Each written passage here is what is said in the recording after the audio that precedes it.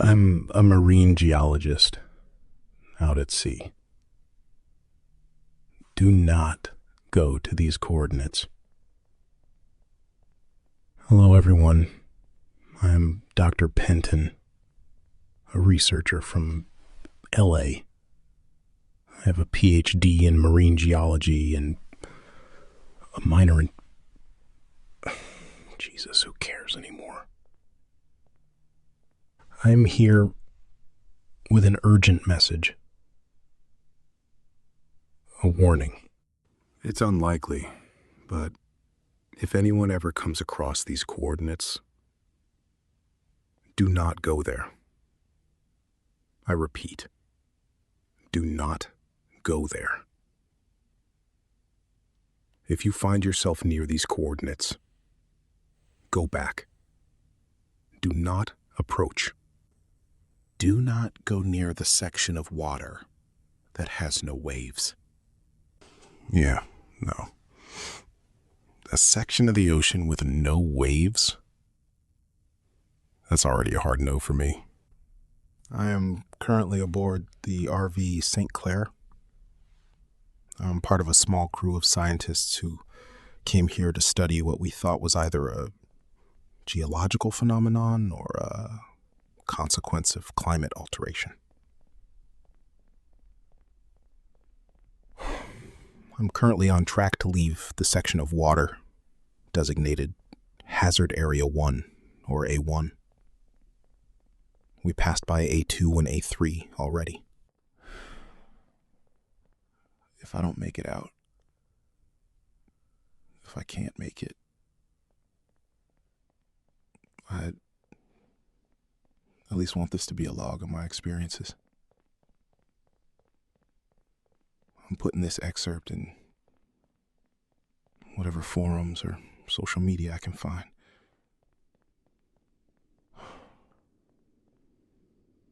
God help us.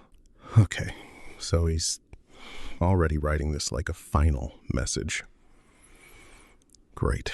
Love that for us. A1 is an area approximately 2,000 feet in diameter and about 0.29 square kilometers of completely still water. Roughly circular shaped, surrounded by occasional rocky formations on its edges. The most notable thing about Hazard Area 1 is, as mentioned, the water. It's completely still. There is no motion in A1. There are no waves and no ripples in the water. It is equivalent to a lake in the middle of the Pacific Ocean. It's physically impossible.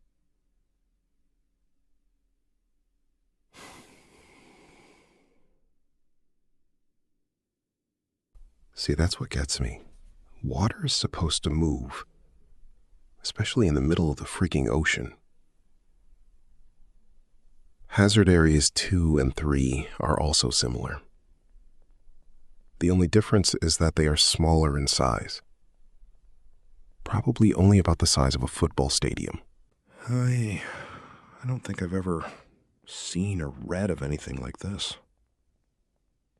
When I was first contracted, I was told there was an area on the ocean with abnormally large carbon dioxide concentrations. When we finally arrived, we found something much stranger. There is, I suppose, a large concentration of carbon dioxide in the area, but it has the peculiar property of coming in intermittent phases. Every 2.3 hours, a large concentration of carbon dioxide is detected. It's roughly rhythmic, which is bizarre, but that's what the instruments detected. Wait. Rhythmic? Yeah, I really don't like that word being used here. This alone would constitute enough to have our names plastered over science magazines all over the world. I'm not that shallow, but that's not where the oddities ended. The area was supposed to be consistent with volcanic activity, probably a hydrothermal vent associated with volcanic or tectonic activity. There is, however, incongruent data with that theory. The temperature around this place is consistently 5 degrees Celsius above what would be expected. Volcanic activity does not substantially increase water temperature, at least not of this volume. So alternative theories had to be explored. We lowered a CTD to roughly 500 meters to measure temperature, salinity, and density.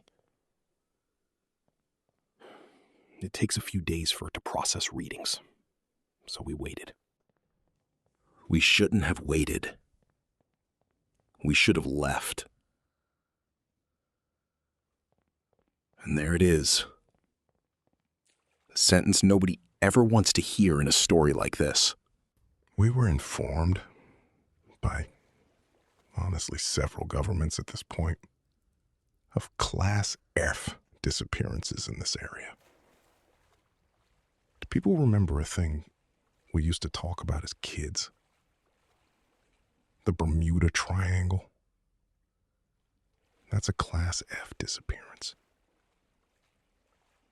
Large vessels containing more than 50 people on board. Our little dinghy boat wouldn't count. We're only about 18 people. I'm not supposed to say this, but supposedly a cruise ship of over 500 people went missing in an area similar to this. You probably didn't hear it on the news, but the people who sail this area know. 500 people disappear, and you guys still sail in there? Nah, absolutely not. Morgans is the ship's captain. He's probably one of the few people stupid enough to agree to come here. He says he's been out in the waters for years now. Never had an issue. Sometimes he sails across A1, but he says he doesn't dare do it through A2 or A3. Says it's bad luck. Silly superstition aside, there doesn't seem to be any logical reason not to sail over these areas. Sure, there are disappearances, but nothing in these areas lends itself to such events happening. When they asked me to come, they basically said they wanted a rock scientist to be on the ship. I had the good graces to come, but I was left scratching my head as to what this is as well. My colleagues are marine biologists, non-marine geologists, and oceanographers. They also don't know what this is. Our resident biologist was shell-shocked on the first day, however. Every so often, there's a deluge of dead fish that surface on A1. The largest animal detected among them was a blue whale, probably one that strayed from a pod. Okay, dead fish is already bad enough. A dead blue whale? Yes, something down there is very, very wrong. It was half decayed, so the prevalent theory became that there's a massive gas seep on the ocean floor, probably involving hydrogen sulfide. That's a compound made from sulfur. That would explain the smell. It would seem obvious that dead fish would produce a foul odor, but it honestly doesn't compare to the lingering stench that surrounds A1. It smells like a salty sewer. An intense hydrothermal vent would explain everything at this point. The gas release, the temperature, the dead fish, even the smell. But it wouldn't explain the stillness.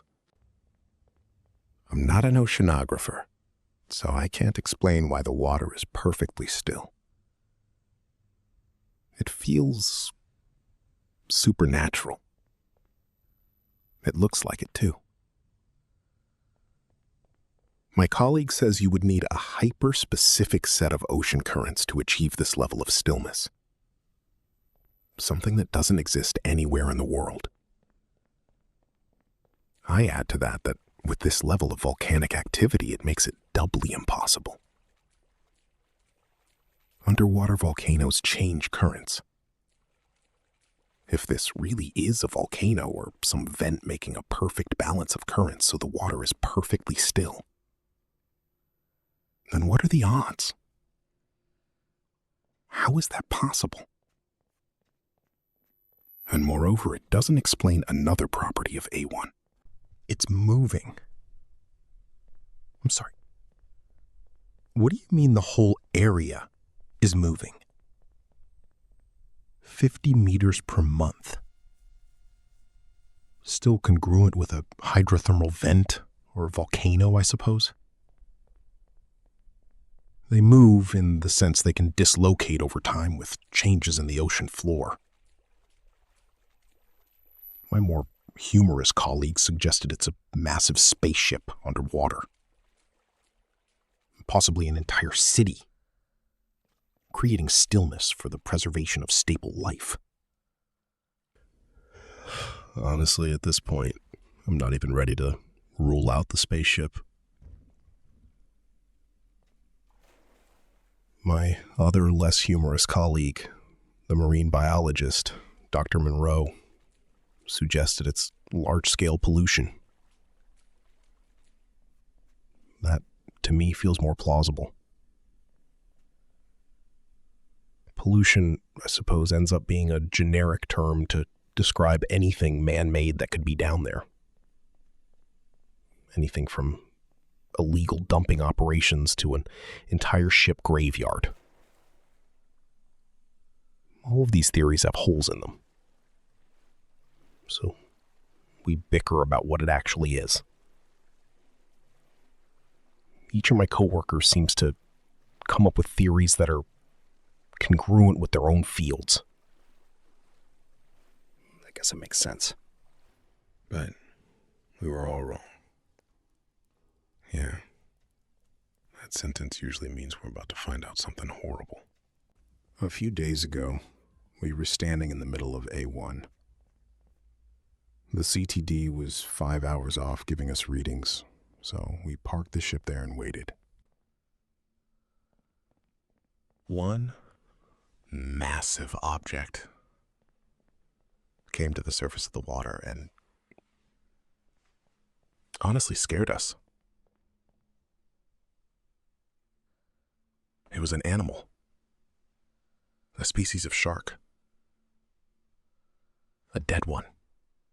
A massive whale shark. One of my colleagues suggested cutting part of it and eating it. Dr. Monroe said my colleague was being disgusting. Whale sharks are majestic creatures.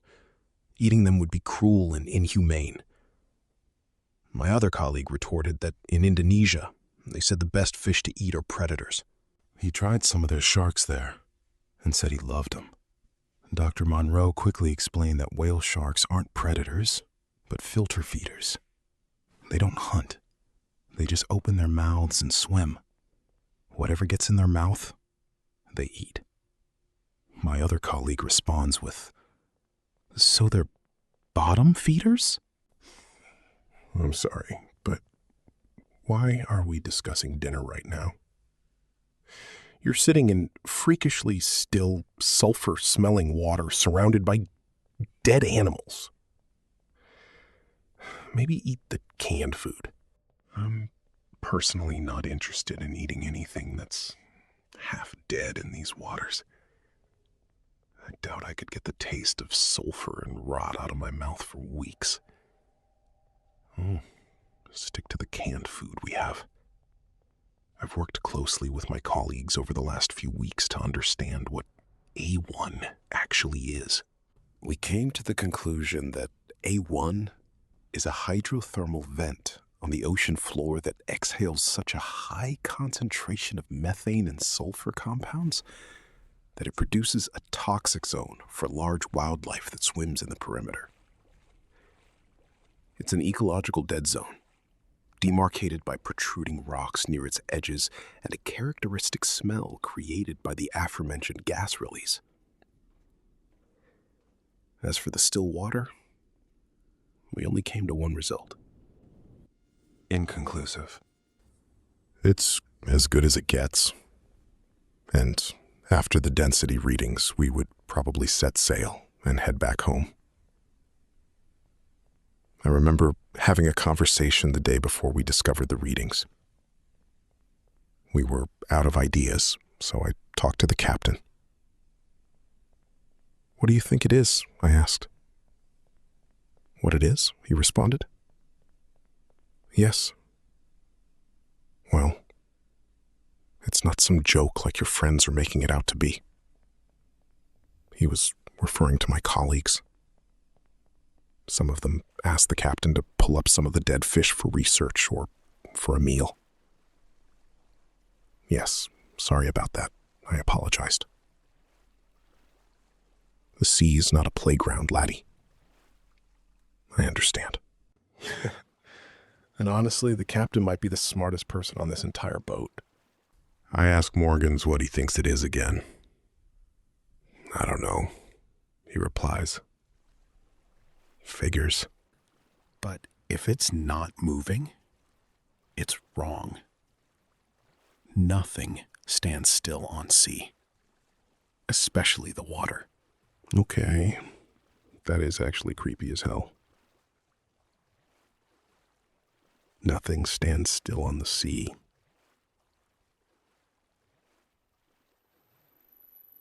Yeah, remember that. Morgans doesn't have any scientific background, but he does have experience. Experience is invaluable, and he also presents himself as a variable. He passes A1 routinely, but he's never harmed. He doesn't disappear. It would provide an interesting insight into A1 if Morgans ever saw anything.